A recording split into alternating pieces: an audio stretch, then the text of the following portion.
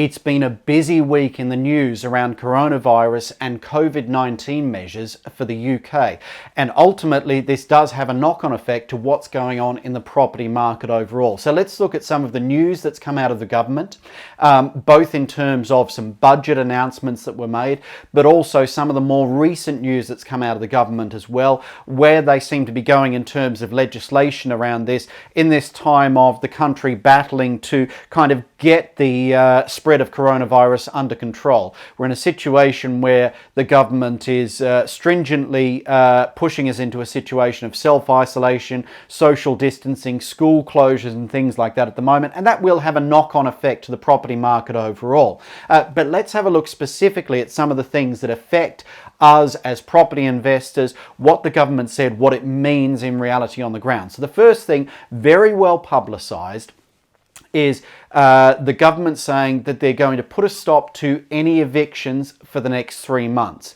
Now, that potentially could cause an issue for landlords in the UK because there could be a situation where tenants decide not to pay because of this and the landlord can't do anything about it. Yes, that's a potential possibility. However, we need to think about this in practical terms. Now, when this information first broke, there was a bit of a perception in the marketplace that potentially this meant that tenants got a payment holiday, a payment break, and effectively rent-free for 3 months while these measures were in place. That's not actually what happens. What happens at this stage is landlords are being encouraged, if a tenant is in financial difficulty, to give them some leeway for the next 3 months. Now, that doesn't mean that the debt goes away. The tenant will still owe that rent to the landlord, but if they, say, work in one of the really badly hit industries like hospitality, like tourism, which is being really badly hit, they've maybe lost a job or had their hours significantly reduced, that may affect their ability to pay overall. And if that is the case there, the responsible thing to do as a landlord is to give them some leeway, some room to pay, agree a sensible payment plan with them.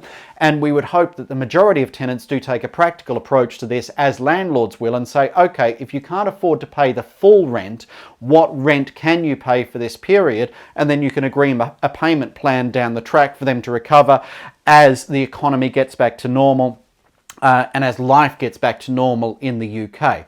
Now, corresponding to that, we also have a situation where the government has told mortgage lenders that they will need to give landlords potentially payment holidays as well. But this works the same way for landlords. This is not forgiving the payments that would have to be made during this period of time. This is actually putting them on hold. It's a payment holiday. It doesn't do anything to reduce the debt. It just defers the payment of those interest payments. So it will actually increase payments down the track.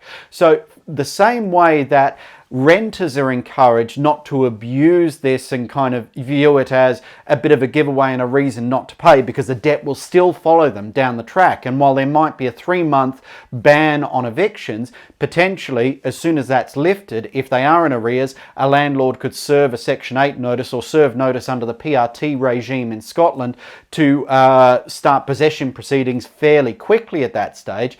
The same thing, landlords need to be responsible with any requests they make to the lender as well, because there may be an argument for a payment holiday right now, especially if you've given a payment holiday to your tenants, but you've got to remember at some point you will have to catch those payments back up as well. So what I would say at this stage is, if you do have a buffer, which most of us should have done by putting some money aside into an MOE account for monthly operating expenses, when you're doing your numbers, we encourage you to stress test those numbers so you've got a bit of a buffer there.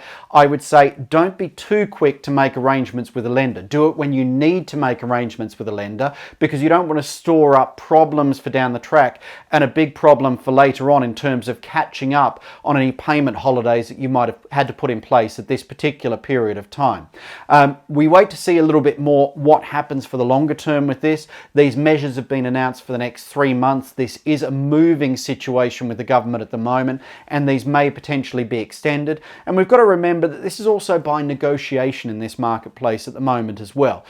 So the government said this has to happen, but also there is room for a conversation between landlords and tenants had via the lettings agent, if you have a lettings agent in place, but also landlords to their mortgage lenders as well. And there may be some leeway about when things are recovered, what a reasonable payment plan is to put in place. So do view it as an opportunity to have that conversation and work out some practical solutions to make sure that your business continues, your property portfolio continues, but also if you've got a good tenant in the property who may be in a position where through no fault of their own they've been affected by this and you need to give a little bit of leeway, give them some leeway right now so that you've got the opportunity to keep that good tenant in your property and give them room to recover later on for the long term as well.